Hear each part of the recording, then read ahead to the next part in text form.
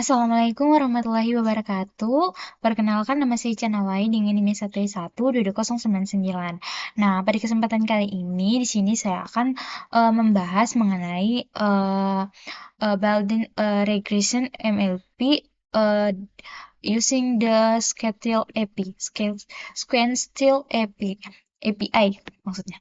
Nah, jadi di sini itu kita akan di sini tuh ada kasus yaitu mengenai perumahan yang di California, di mana di sini kita akan mengatasi kasus tersebut yang perumahan California itu dengan menggunakan regresi.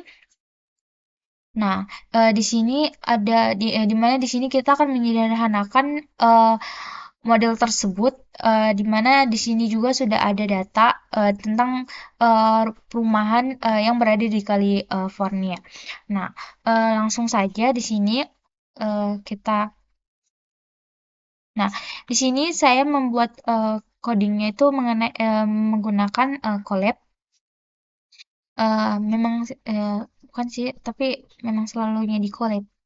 Jadi, gitulah.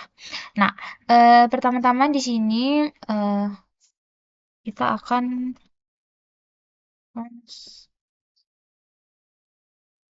Duh,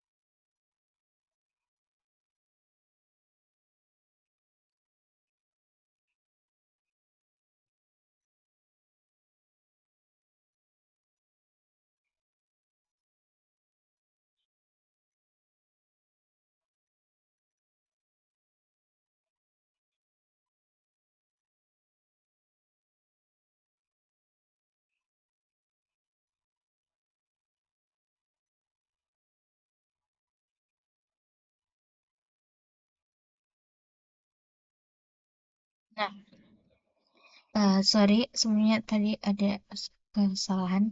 Nah, jadi kode ini tuh kita akan melakukan persiapan data untuk membangun model machine learning menggunakan dataset California Housing dari Scikit-learn. Kan sebelumnya itu kita telah membahas materi sebelumnya. Kita di mana di sini kita mengambil dataset yang ini, kode ini, eh ini. Di mana di sini tuh kita mengimpor dan memuat dataset California.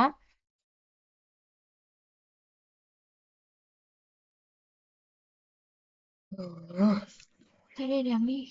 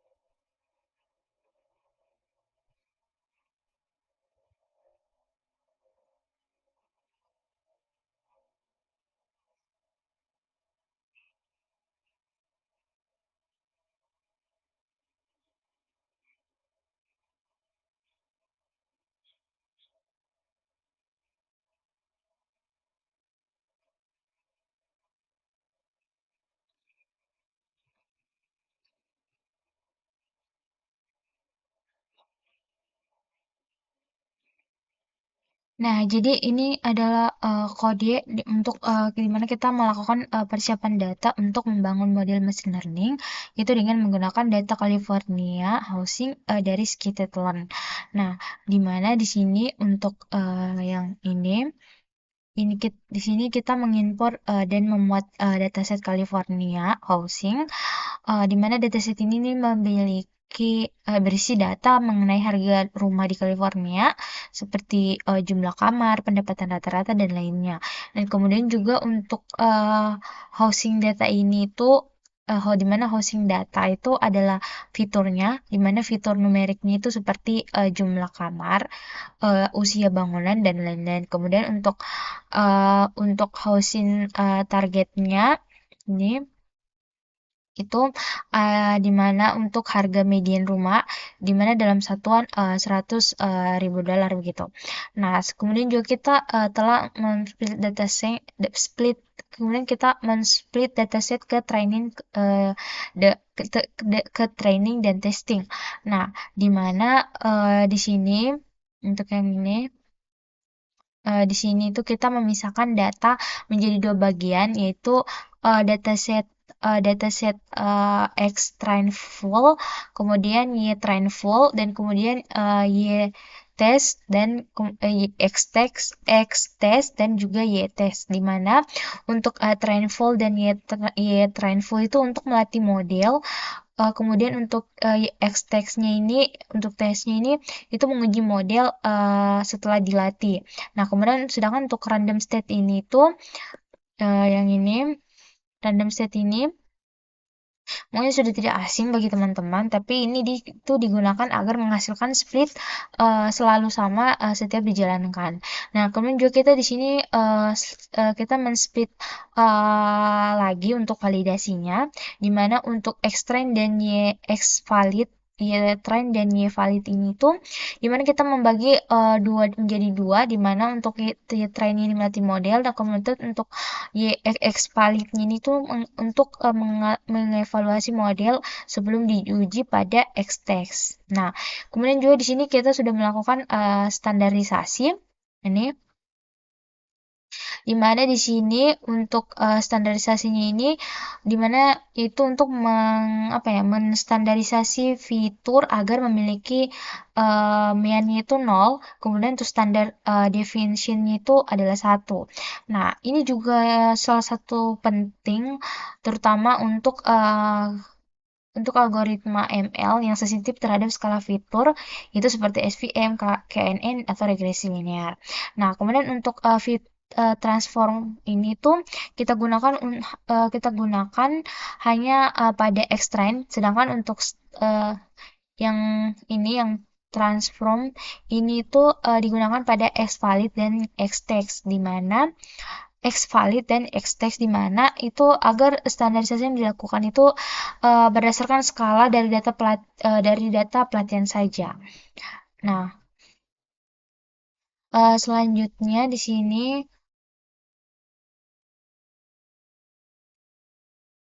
setelah itu kita akan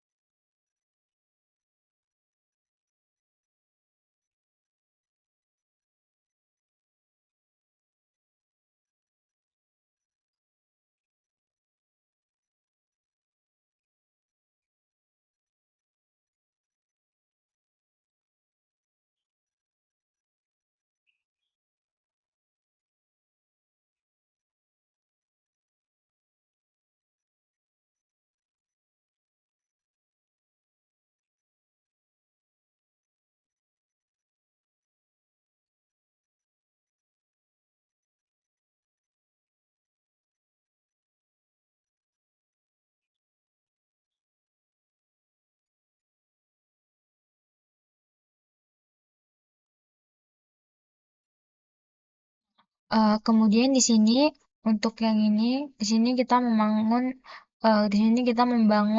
model di mana untuk yang kode ini itu artinya sequential accelerated model, yaitu model berlapis-lapis yang dimana disusun di layar secara linear.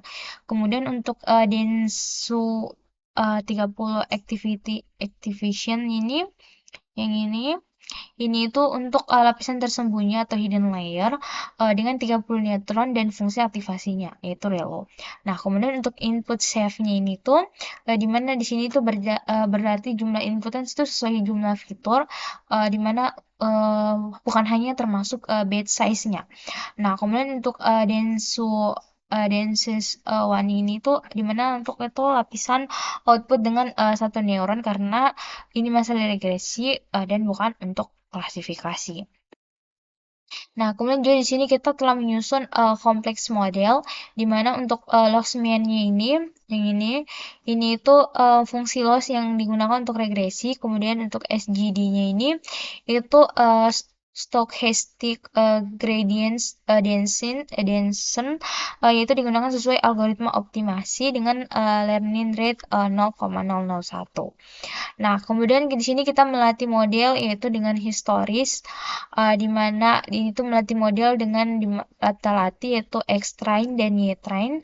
Kemudian yang digunakan untuk memantau overfitting dan underfitting yaitu untuk validasi data yaitu X valid dan Y valid. Kemudian untuk jumlah infusnya di sini 20 di mana model ini akan melihat seluruh dataset pelatihan sebanyak 20 kali. Nah, kemudian ya, untuk historis juga itu menyimpan informasi seperti loss dan file loss setiap epoch. Nah, seperti yang kita lihat di sini, epochnya di sini, di mana untuk epoch ke-20 yaitu dengan loss 0,44, sedangkan untuk data validasi lossnya itu 0,41.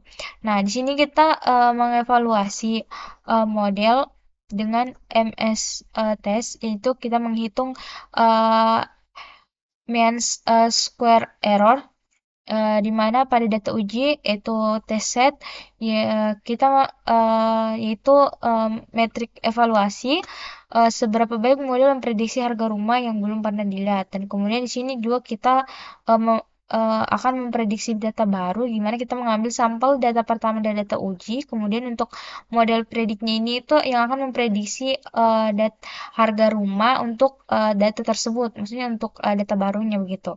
Nah, jadi bisa kita lihat di sini untuk ini tuh dimana kita membangun model yang bisa memprediksi harga rumah di California itu berdasarkan fitur-fitur seperti jumlah kamar, kepadatan populasi, kemudian pendapatan rata-rata dan lain-lain. Nah, kemudian di sini tuh yang ini kode yang digunakan untuk memvisualisasikan kinerja model selama pelatihan. Nah, dimana untuk historinya itu di sini itu untuk dictionary yang berisi nilai-nilai metrik per epoch, misalnya loss sama validasi lossnya. Nah, sedangkan untuk PLT grid-nya ini itu menambahkan garis grid pada grafik agar lebih mudah dibaca. Nah, seperti yang kita lihat di sini pada grafik tersebut, di sini itu uh, ada menampilkan grafik di mana di sini itu kita bisa melihat untuk modelnya itu mengalami overfitting atau value itu meningkat sederhana, sedangkan lossnya itu menurun, dan kemudian modelnya itu belum konvergen di mana lossnya itu masih besar, dan untuk pelatihannya itu berjalan lebih baik di mana loss dan value itu menurun dengan stabil. Nah, untuk digambar di sini seperti yang kita lihat lossnya itu masih, maksudnya untuk lossnya itu 0,1, untuk lossnya itu 1,0, sedangkan untuk valuasinya 0,8. Nah, di sini kemudian di sini untuk YPRED-nya ini tuh ini adalah konteks yang menyimpan hasil prediksi dan model neutron terhadap data baru yang diberikan. Nah, di sini kita bisa lihat untuk tiga data barunya ini tuh hasil dari prediksinya di mana itu 0,54. Kemudian untuk data kedua itu satu sangat apa ya, sangat tinggi ya. Ya lumayan tinggi dan untuk data kedua itu sangat tinggi. Nah, kemudian di sini juga untuk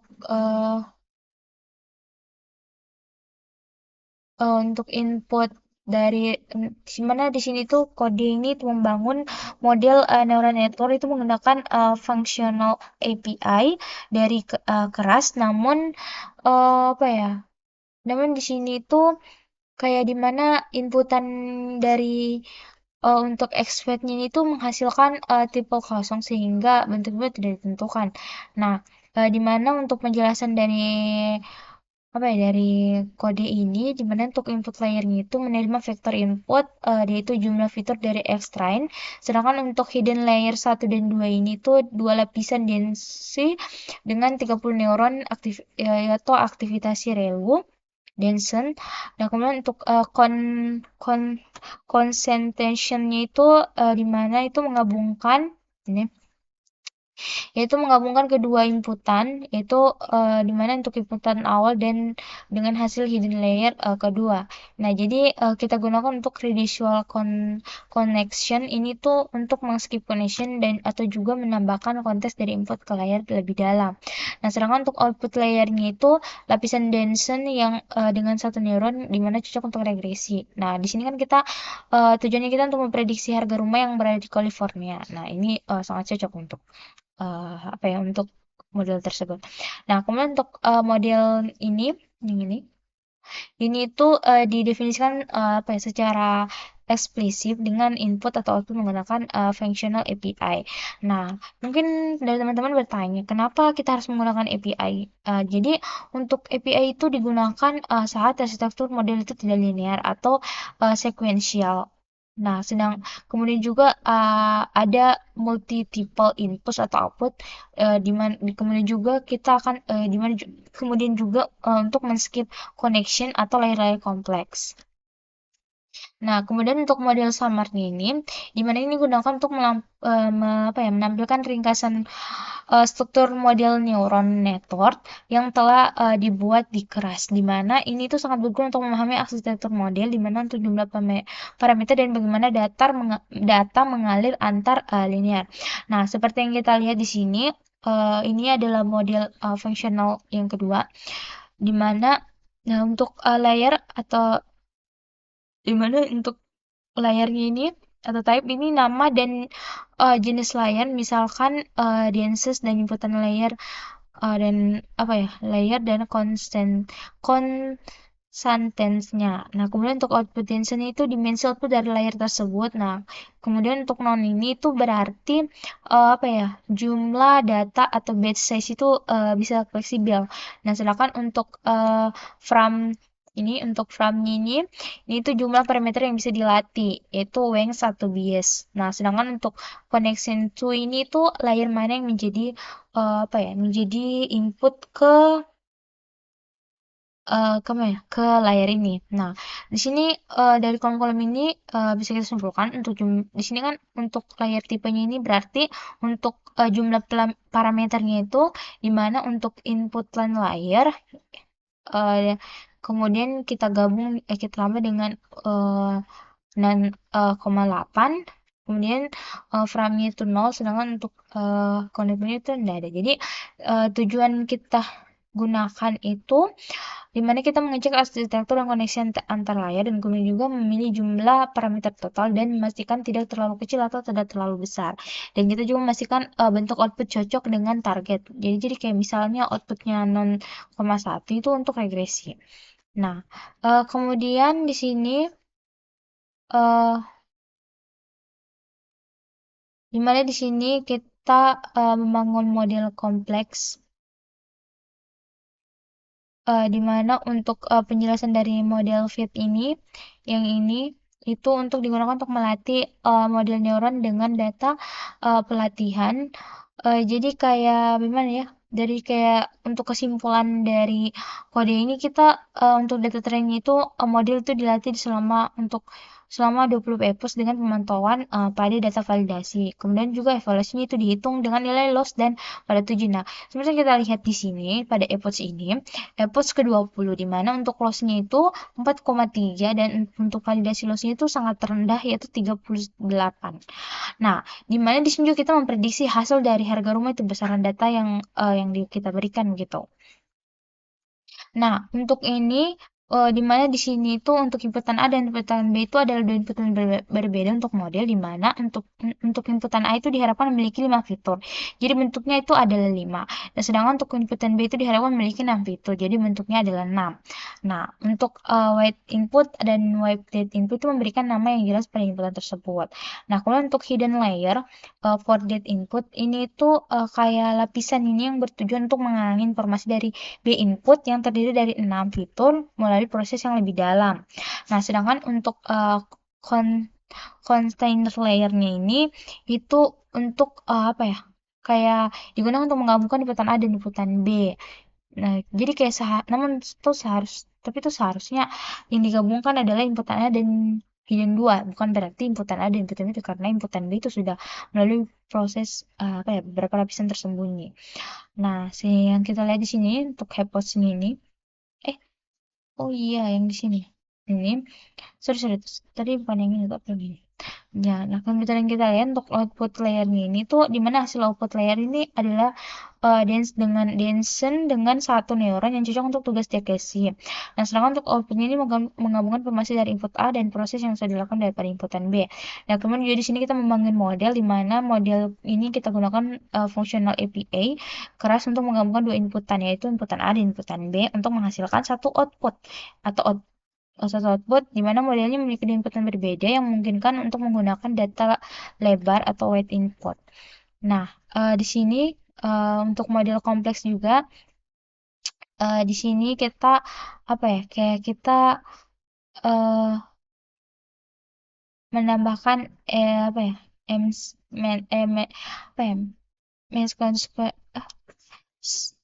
MSE-nya di mana di sini kita lihat pada epoch ke-20 untuk output loss-nya itu berada 0,5 sedangkan uh, untuk validasi outputnya itu oh ya sangat tinggi ya. Tapi ini kenapa nih? 81 sedangkan untuk kualifikasi itu 84. Hmm.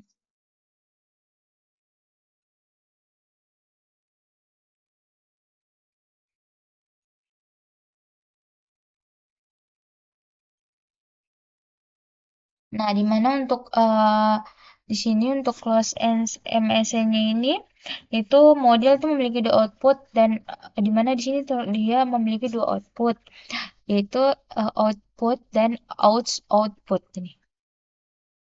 Ya. Nih, jadi masing-masing output ini memiliki fungsi yang berbeda, tetapi dalam hal ini tuh keduanya itu menggunakan mean squared error (MSM) itu yang tadi yang saya pengen bilang. Sebagai fungsi loss-nya, di mana output pertama itu memprediksi utama yang akan dihitung dengan MSE dan untuk output kedua itu output tambahan atau aus aux apa ya auxiliary kayak ya auxiliary yang dihitung dengan MSE. Nah, kemudian untuk langsung segitu itu memberikan bobot apa ya memberikan bobot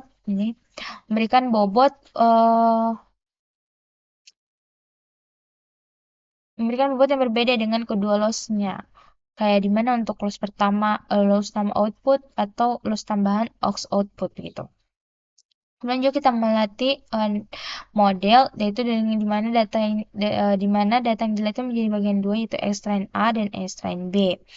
Nah, seperti yang dilihat untuk dari epoch ini yaitu di mana di sini tuh meminimalkan dua loss MSC dengan bobot yang ditentukan untuk setiap outputnya. Di mana untuk output pertama itu yang akan memiliki bobot lebih besar. Sedangkan karena lebih penting, sedangkan untuk output tambahannya atau aux output yang ini itu akan memiliki bobot lebih kecil, tetapi masih dihitung untuk apa ya? Untuk tugas utamanya gitu.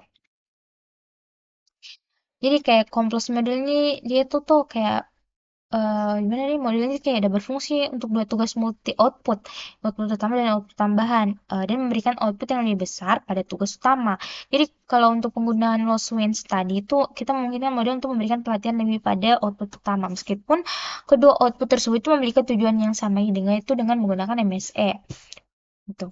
Nah, kemudian, nah di sini untuk ini yaitu di sini untuk ini tuh kelas turunan dari kelas model, di mana itu berarti kelas uh, yang apa ya, mengimplementasikan model CAL, yaitu dengan apa ya, dengan dengan apa ya, dengan turunan dari yang model kelasnya, yang berarti kelas ini itu adalah kelas yang dapat dilatih begitu. Jadi kayak untuk weight and depth modelnya itu kayak itu tadi kayak kelas turunan dari kelas model yang berarti kelas ini adalah model kelas yang kayak apa ya, dapat dilatih. Model ini tuh kayak mengimplementasikan metodikal yang digunakan untuk mendefinisikan bagaimana input diproses melalui model. Sedangkan untuk init self unit 30, mungkin kalau untuk eh init self itu mungkin dari teman-teman itu sudah kayak tidak asing. Dimana ini parameternya menentukan jumlah neutron di setiap lapisan tersembunyi, itu hidden 1 dan hidden 2. Dengan dovelight itu ada 30. Nah, sedangkan untuk activation value yang ini tuh kayak fungsi aktivasi yang digunakan di setiap lapisan tersembunyi. Kemudian untuk super init itu kayak memanggil konstruktor kelas induk model untuk menganalisis parameter yang lain diturunkan. Nah, di sini untuk kompleks modelnya, di sini seperti yang kita lihat, di mana eh, di sini itu untuk close MC ini itu kita menggunakan main score, sama sih tadi yang di atas itu kayak menggunakan main score error. MSD itu sebagai fungsi kehilangan loss function untuk mengukur perbedaan terprediksi dan nilai yang sebenarnya. Jadi kayak MSD ini cocok untuk masalah regresi di mana output adalah nilai kontinunya. Nah, seperti yang kita lihat dari approach ini. Nih, MS solusi itu 0,58. Sedangkan untuk file MS-nya itu 0,57.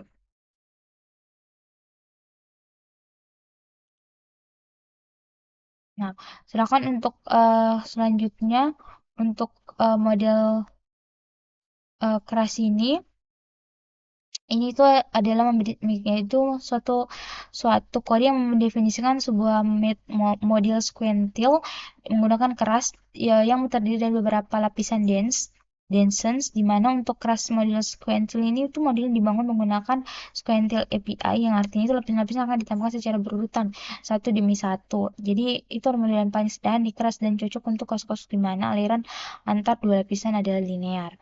Nah, kayak gimana ya? Untuk kesimpulannya ini kayak model ini tuh mungkin kan untuk masalah regresi di mana input itu menggunakan fitur dan output itu ada nilai kontinu. Misalnya prediksi harga rumah yang tadi yang kasus ini yang kita lagi apa ya, yang kita akan selesaikan begitu. Jadi kayak ini tuh model ini tuh apa ya, memiliki dua lapisan sembunyi hidden layers yang masing-masing itu dengan 30 neutron itu memberikan fungsi aktivasi lalu, dan untuk lapisan output itu memiliki satu neuron yang cocok untuk masalah regresi. Gitu. Jadi mungkin dari saya itu saja, lebih dan kurangnya mohon dimaafkan. Wabillahi taufiq wal hidayah. Wassalamualaikum warahmatullahi wabarakatuh.